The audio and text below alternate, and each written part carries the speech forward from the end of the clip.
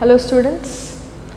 In the previous class we discussed about what happens in the case of convex and concave surfaces when light ray falls on them, how it undergoes refraction. Today our topic for today is lenses. Lenses are nothing but lens is a transparent material bounded by two surfaces, out of which one surface must be curved. Okay, in that case you get about these combinations. Okay, this is a biconvex lens and this is a plano. Whenever the surface is plane, you call it as plano, right? And while naming these surfaces, you have to see the first surface first. Next comes the second surface. This is biconvex lens. This is biconvex lens. This is plano convex and this is concavo convex. This is biconcave. This is plano concave.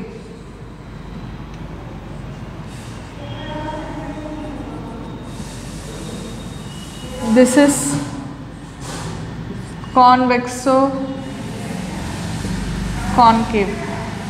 The first surface is convex surface, so it is called convexo concave. Let us read them once. This is biconvex lens, plano convex lens, concavo convex lens, biconcave lens, plano concave lens, convexo concave lens. Out of these 6 lenses that we have discussed, we will study more about biconvex lens and biconcave lens. Now, before going to the next topic, let us discuss some terminology. Let us say these two are two curved surfaces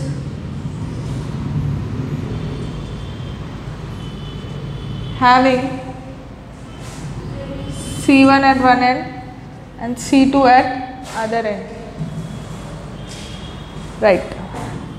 C1 at one end and C2 at the other end. Now, this is a lens and it is biconvex lens, right?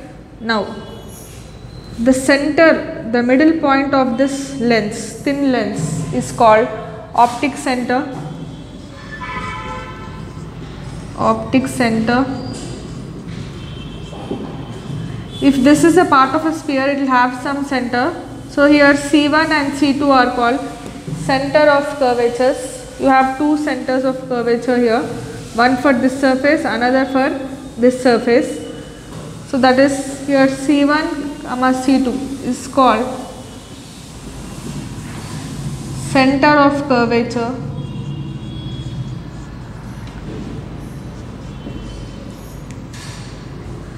Next, line joining center of curvature to any point on the surface, that is called radius of curvature.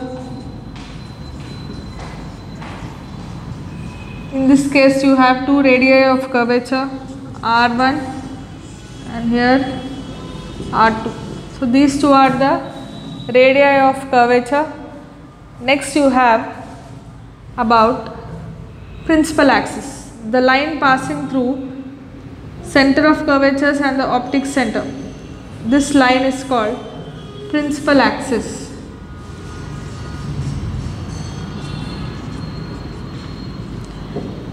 Next we shall discuss rules for drawing ray diagrams for convex and concave lens. Let us see the rules for drawing the ray diagrams.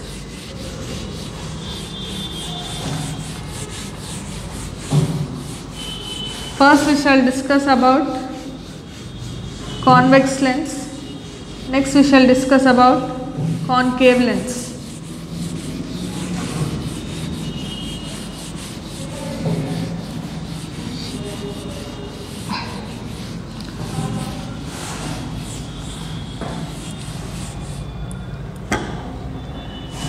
This is a biconvex lens and this is a biconcave lens.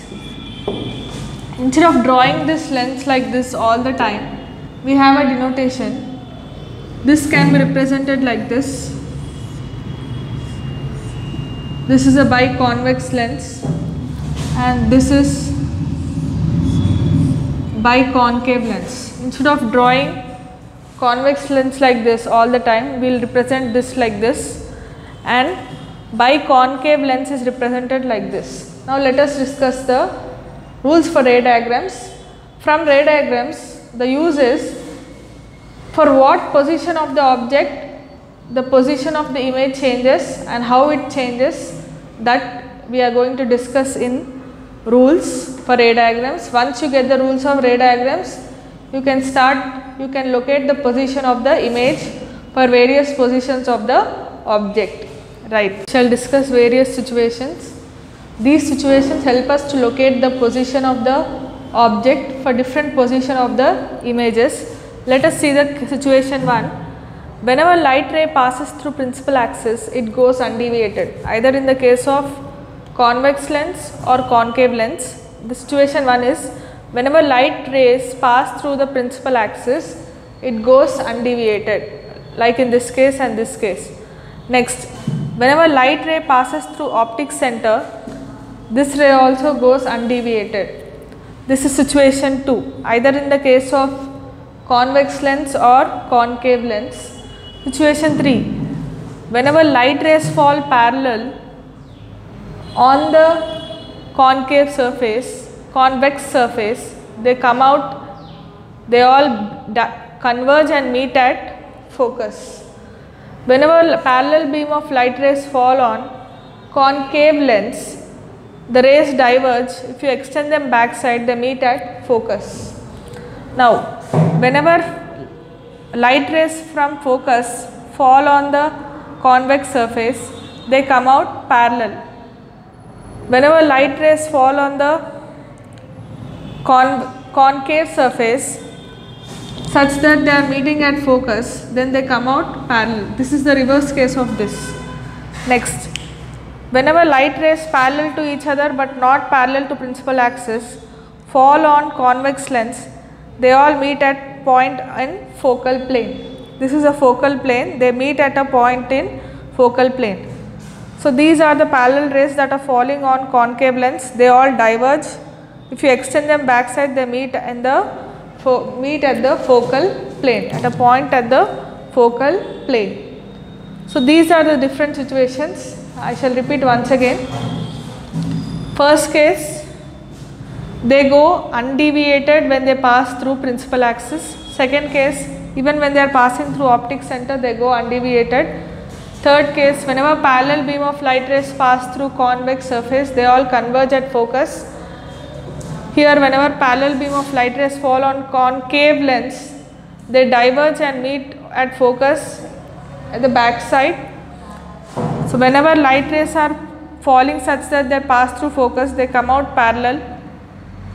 Whenever light rays are falling such that if you extend them backside, they meet, if you extend them forward, they meet at focus, then it will come out parallel like this.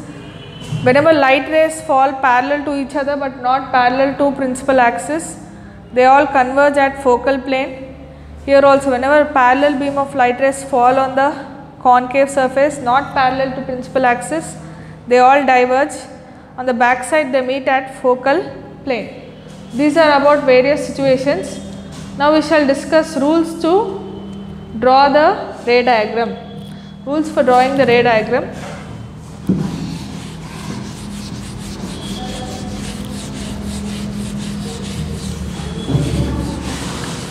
The purpose of ray diagram is to locate the position of the image for the various positions of the object.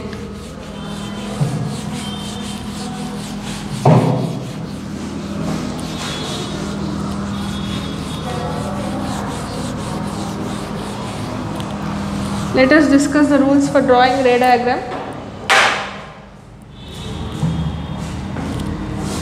This is a convex surface and this is a concave biconcave lens.